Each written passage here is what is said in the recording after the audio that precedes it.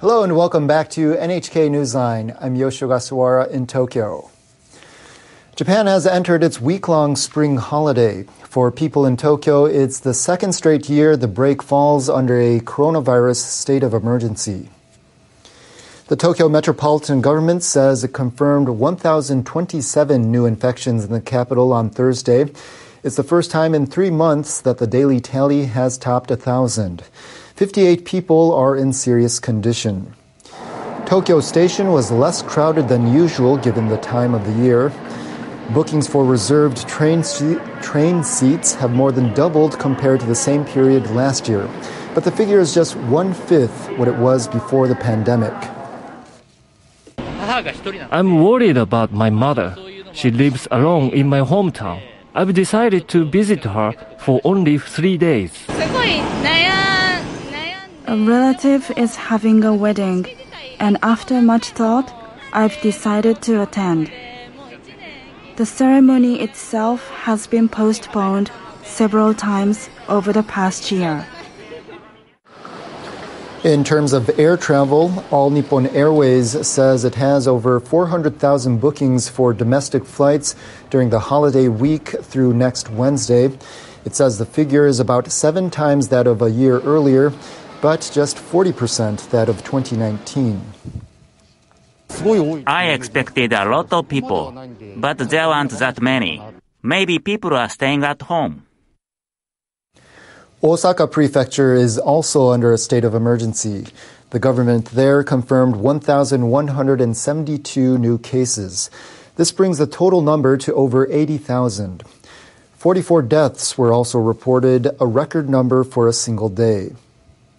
The minister in charge of the vaccination rollout, Kono Taro, says the government is weighing subsidies for doctors who help out at mass vaccination sites. He says there's a growing need to inoculate as many people as possible, given the spread of more infectious variant strains throughout the country. President Joe Biden says America is ready for takeoff as he leads the country out of the coronavirus crisis. He addressed a joint session of Congress for the first time on the eve of his 100th day in office. Now, after just 100 days, I can report to the nation, America is on the move again. Turning peril into possibility, crisis to opportunity, setbacks into strength. It's the first time a president has delivered such a speech in the middle of 2 women, Vice President Kamala Harris and House Speaker Nancy Pelosi. Biden's ambitious economic programs were at the heart of his message. He touted his American Families Plan to revamp education for young children and help stretched parents. He also spoke about once-in-a-generation investment to get millions back to work. He took aim at unfair trade practices such as theft of intellectual property that he says undercut American industries. And he discussed the relationship between Washington and Beijing. I also told President Xi that we'll maintain a strong military presence in the Indo-Pacific just as we do with NATO and Europe. Not to start a conflict, but to prevent one. Biden underscored that the U.S. will work with its allies in the international community.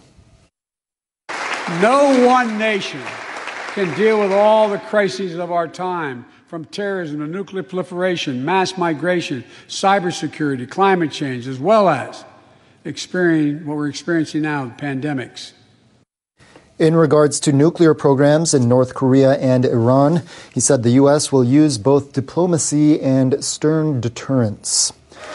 He talked about inequality as well, calling on the nation to root out racism in the criminal justice system. He also described gun violence as an epidemic in America and called on Congress to pass reforms. India and Russia have agreed to hold 2+2 talks between the respective foreign and defense ministers. The announcement came shortly after Indian Prime Minister Narendra Modi and Russian President Vladimir Putin spoke on the phone on Wednesday. Modi is expected to use the talks to promote national security.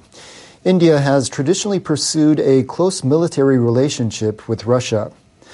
Meanwhile, experts say Moscow may be trying to increase its influence over India in a bid to rival the United States. Washington is currently working on strengthening ties with Japan, Australia, and India in the context of a grouping known as the Quad. On Thursday, India received shipments totaling over 22 tons of emergency supplies from Russia. This comes as the country struggles against a catastrophic surge in coronavirus cases. The aid package includes 75 ventilators and 20 oxygen concentrators. Russia's presidential office also said an agreement had been made for Indian companies to produce up to 850 million doses of the Sputnik V vaccine developed by Russia.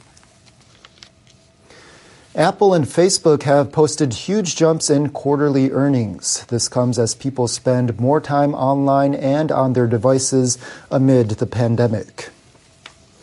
Apple reported $90 billion of revenue for the January to March period, good for a nearly 54% increase from the same quarter last year. The company attributed the growth to strong iPhone and iPad sales as people increasingly work from home. Apple's net profit for the quarter came in at just over $23 billion. CEO Tim Cook said the results reflected the way, quote, our products have helped our users meet this moment in their own lives, unquote. Facebook saw a 48% increase in total revenue amid strong growth from advertising. The firm's net profits for the period almost doubled from last year. Former Australian Prime Minister Julia Gillard is on Japan's Spring Honours list. That's for her response to the 2011 earthquake and tsunami. For me, this is a remarkable recognition, and I feel very honoured, but I really feel it's an award for the people of Australia generally. Gillard is one of nearly 120 non-Japanese citizens from 46 countries and territories to be decorated. She'll receive the Grand Cordon of the Order of the Rising Sun. She was Australia's first female prime minister. She was in office from 2010 to 2013. Gillard was the first foreign leader to visit areas hit by the March 2011 quake and tsunami. She met disaster victims at an evacuation center in Minami Sanriku Town, Miyagi Prefecture, in April that year. I decided to go ahead with my visit as a very visible way of saying that Japan was coming through this profound period of tragedy and was looking to reopen and re-engage with the world. So I made the decision that if I, by going, could help send that message globally, then that would be the right thing to do. Gillard says Japan has been propelled through the last decade by the stoicism and determination of its people. She said sharp memories from the visit will stay with her for the rest of her life. Those were the main stories for this hour.